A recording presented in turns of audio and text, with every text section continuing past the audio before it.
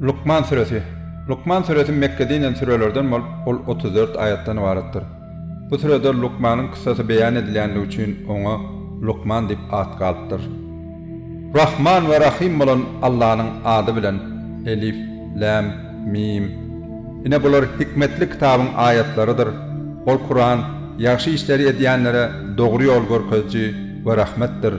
Olar namazı ihlas bilen berca ediyen, zekat beriyen ve ahiret gününe berk inanayan kişilerdir.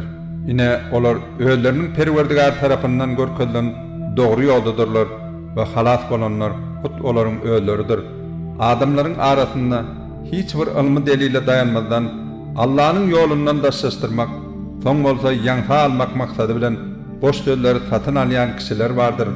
Olara ırsva edici azap vardır. Olar bizim ayetlerimiz okulanına göya olar eşitmeyen yali ve kulaklarına ağırlık bariyal olup tekebbirlik bilen yüze vururlar. Sen hem ona olara acı adamın boşluğunu yetir. Elbette iman getirip yaxşı işleri ediyenler için olsa nağım cennetler vardır. Olar ol yerde ebedi kalarlar. Bu Allah'ın hakiki vaadasıdır. Ol kudreti güçlüdür, hikmet heyetidir. Ol Allah asmanları sizin görüşünüz yali diresiz yarattı. Ve yere sizin sarsmadığınız için qadıqlar dağlar dikti. Ol yerde dürlü candarları yayrattı. Biz asmandan su indirip, şol yerde zeminine dürlü peydalı ösümlükleri cübüt edip össürdük. Bu Allah'ın yaradan zatlarıdır. İnne olsa ey inkar edenler, Allah'dan başkalarının yaradan zatlarını görkedin. Yok, olar görkedip bilmediler. Zalimler eşkar adaşmanın içindedir. Elbette biz Lukman'a Allah şükür et deyip payhas hikmet verdik. Şükür ediyen dine öldü için şükür eder. İnkar ediyen kişi olsa Allah'ın hiçbir dağda metes değildiğini, onun ehli övgülere layıktığını bilsin. Lukman oğluna nesihat verip, ey oğulcuğum, Allah şerik koşma, çünkü Allah şerik koşmak ören ulu zulümdür deyipti. Biz adama enatasına seyretmeyi, oları yaxşılık etmeyi vesiyet ettik. Çünkü ecesi onu kıyınçılık üstüne kıyınçılık bilen karnına götürdü. Onun süyütten ayrılmağı hem 2 yılın devamında olur. Mana ve enatana da şükür edin, ahiri mana gaydip gelirsiniz. Eğer olar enatalar bir bilmeyen dadını mana şerik koşmak için sinen istalar, olara boyun eğme. Ama dünyada oları yaxşılık bilen eğecek ve mana tövbe ederlerin, yüz tutarların yoluna eğer. Son mana gaydip gelirsiniz ve men dünyada eden ehli işlerinizi size haber vererim. Son Lukman, ey valam, eden yaxşı yaman işin hardal deneti alacak olup, ol hem bir katı daşın içinde ya da asmanlarda ya da yerde olsa hem Allah onu getirir, yüze çıkarır. Takip Allah fadlı kereme eyedir, ehli zattan haberdardır. Ey balam, namaz oku, adamları yaxşılığa çağır ve yamanlıktan qaytar. Başına gelen belalara sabret. Elbette bular en sarpalı işlerdir. Ulumsuzluk edip adamlardan yüzünü soğuma ve yeryüzünde menmenlik edip yürüme. Çünkü Allah menmenlik ediyen övüncenleri halamaz. Yüreğinle pesbellik bilen yürü ve sesini pesel. Bilip koy, seslerin en yakımsızı eşeklerin sesidir dedi. Allah'ın asmanlardaki ve yerdeki ehli dadesinin kol astığını da berendiğini, nıgmatlarını eşkar hem de giyliğin görünüşte bol edip berendiğini görmeyersiniz mi? Buna karamazdan adamların arasından ilim bilimi, yol görkeziciti ve aydınlaştırıcı kitap olmasa hem Allah hakkında cedelleşen kişiler vardır. Olara Allah'ın iyi veren dadına eğerin değilse yok, biz ata-babalarımızın tutyan yoluna eğeriyarız diyerler. Eğer şeytan olur yalini odun adamına çağıryan olsa hem şeyle edecekler mi ka?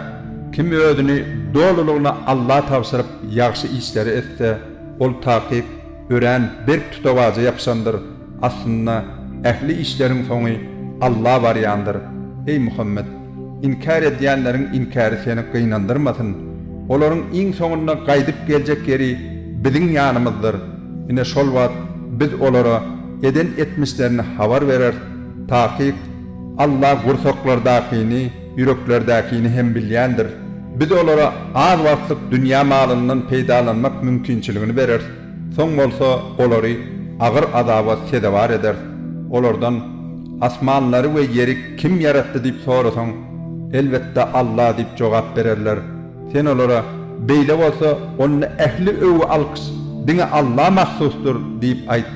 Emma olaryň köpsi muny bilmezler. Asmanlardaky we ýerdäki ähli zatlar Allah'nın mülküdür. Elbette bay, mätäç bolmadyk we öwülmäge laýyk bolan diňe Allah'dır.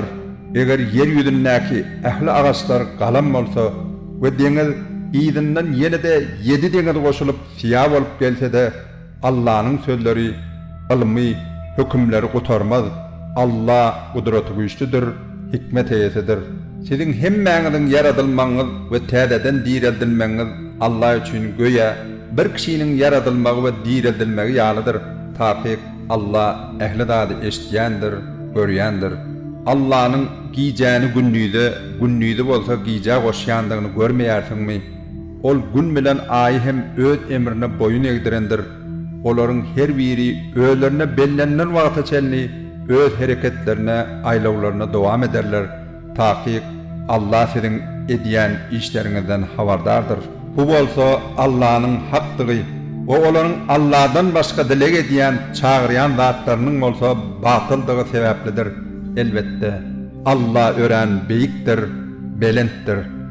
Allah'nın fazly kerem bilen gemileriň deňizde ýüzýändigini görmeýärsiňmi? Bu özüniň ayatlaryny size görkezmek üçindir. Takyk bu zatlarda köp sabır edýän ve köp şükür edýän adamlar üçin alamatlar bardyr. Olaryň üstüne dağ ýaly tolkunlar awanan wagty olardyň Allah'nyň özüne ihlas bilen ýalbararlar. Biz olar halat edip sağ salamat kenara çıkarsak, olaryň käbiri orta ýoldan ýörer. Allah münasip şükür etmeýän adam bolar. Emma bigadar kapyrlar biziň ayatlarymyzy inkar ederler. Ey adamlar, Perwerdigaryňyzdan gorkun. Atanyň perdendini, perdendiň bolsa atasyny gorap bilmejek, bir-birlerine peýdalar degmejek gününden gorkun. Allah'nın wadasynyň hakykatdygyna şek şüphe ýokdur. Şonuň üçin ägä bolun. Hergiz dünýä ýaşaýşy sizi aldamasyn. Hergiz ol ýalançy şeytan sizi Allah ähli günäleri geçýändir diýmek bilen aldamasyn. Elbette kıyamatyň haçan gopjakdygy hakdaky maglumat diňe Allah'nın ýanyndadyr. Ol ýagşy ýagdyrýar we inäniň gowresini näkini bilýär. Hiç kim ertir näme gadanjagyny bilmez we hiç kim nirede öljekdigini hem bilmez. Takyk Allah ähli zady bilýändir, ähli zatdan habardardyr.